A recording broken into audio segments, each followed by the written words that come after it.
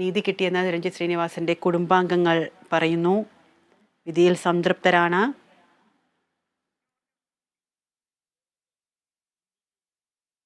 ഇപ്പോൾ George Joseph ചേരുന്നുണ്ട്. Shri George Joseph, എന്താണ് ഈ ഒരു വിധിയെ എങ്ങനെ നോക്കിക്കാണുന്നു? വിധി തന്നെ, അതിന് യാതൊരു സംശയമില്ല. അത് തന്നെ ഇതിന്റെ പ്രത്യേകത എന്ന് പറയുന്നത് 15 പേർക്ക് ഒരേ മോട്ടീവാണ്. 15 പേരെയും വധശിക്ഷയ്ക്ക് വിധിച്ചത് ഇന്ത്യയിലെ റയറസ്റ്റ് ഓഫ് റയർ ഒരു കേസ് തന്നെയാണ്. കാരണം അവരുടെ മോട്ടീവ് വളരെ വ്യക്തമാണ്.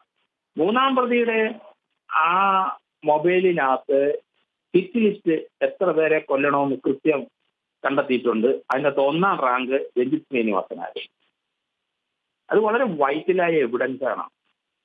അതുകൊണ്ട് ഇത് റയറസ്റ്റ് ഓഫ് റയർ കേസ് തന്നെ, ടിപ്പിക്കൽ റയറസ്റ്റ് ഓഫ് റയർ. ആരെ ഈ 15 പേരെ മാറ്റി നിർത്താൻ പറ്റില്ല. വെട്ടുന്നവരും അതിന് പ്രൊട്ടക്ഷൻ കൊടുത്തവരും റോഡിൽ നിന്ന് ആരെങ്കിലും വരുന്നുണ്ടോ എന്ന് നോക്കി നിന്നവരും ഒരേ കുറ്റക്കാര്, എല്ലാവരുടെയും എയിം ഇന്റൻഷൻ ഒന്ന് തന്നെ. അതുകൊണ്ട് ഈ വിധിയിൽ നിന്ന് ഒരാളെ മാറ്റി നിർത്താൻ പറ്റില്ല. കൃത്യമായ വിധി അവിടുത്തെ അഡീഷണൽ സെഷൻ ജഡ്ജി നടപ്പാക്കിയിരിക്കുന്നു. അത് മാത്രമല്ല, ഇത് അന്വേഷിച്ച DYSP ജയരാജനെ പ്രത്യേകമായിട്ട് അഭിനന്ദിക്കാതിരിക്കാൻ പറ്റില്ല. ഇത്രയും സാക്ഷികളുടെ മൊഴികൾ കൃത്യമായി രേഖപ്പെടുത്തി അത് കോടതിയിൽ ആ സാക്ഷികൾ കൃത്യമായിട്ട് പറഞ്ഞ് കോടതിക്ക് ബോധ്യമായി. അങ്ങനെയാണ് ആ വിധി വരുന്നത്. അതിന് സ്പെഷ്യൽ പ്രോസിക്യൂട്ടർ അതെല്ലാം കോടതിയിൽ എണ്ണി പറഞ്ഞിരിക്കുന്നു. അതുകൊണ്ട് അത് തന്നെയല്ല, ഇതിന്റെ മോട്ടീവിന് മുമ്പ് ഇവർ 3 അറ്റംപ്റ്റ് ഞങ്ങളുടെ ഓഫീസിൽ പോയി കൊല്ലാൻ ശ്രമിച്ചപ്പോൾ നടന്നില്ല. പിന്നീട് രാത്രി വീട്ടിൽ വന്ന് കൊല്ലാൻ ശ്രമിക്കും, നടന്നില്ല.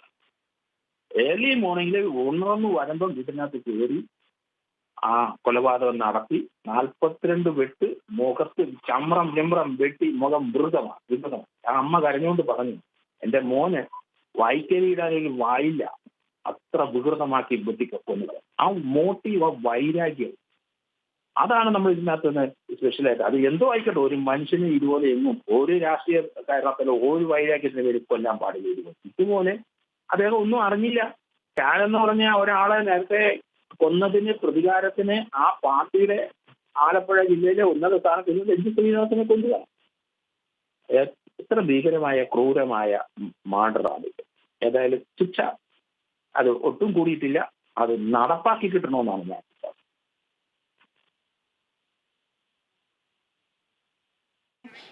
ഈ ഒരു ജയരാജൻ അദ്ദേഹത്തിൻ്റെ പഴുതടച്ച അന്വേഷണം കൃത്യമായി രീതിയിലായിരുന്നു. അതുകൊണ്ട് പഴുതടച്ച അന്വേഷണം തന്നെയായിരുന്നു. അതുകൊണ്ട് തന്നെയാണ് ഇത്തരത്തിൽ ഒരു വിധിയിലേക്ക് എത്താൻ കോടതിക്ക് സാധിച്ചത്.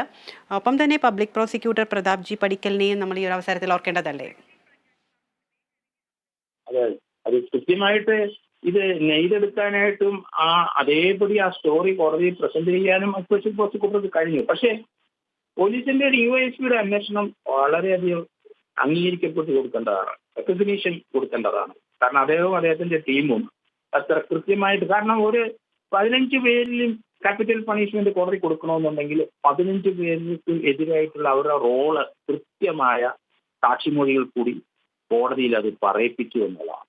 അതാണ് അതിന്റെ വിജയം. അതുകൊണ്ട് DYSP കൃത്യമായിട്ട് അഭിനന്ദിക്കാതിരിക്കുന്ന കേരളത്തിലെ ഇതുപോലെ ഒരു കുറ്റച്ചാർജ് കൊടുക്കാൻ ഇതുവരെ ഞാൻ ആരെയും അടുത്ത കാലത്തൊന്നും കണ്ടിട്ടില്ല.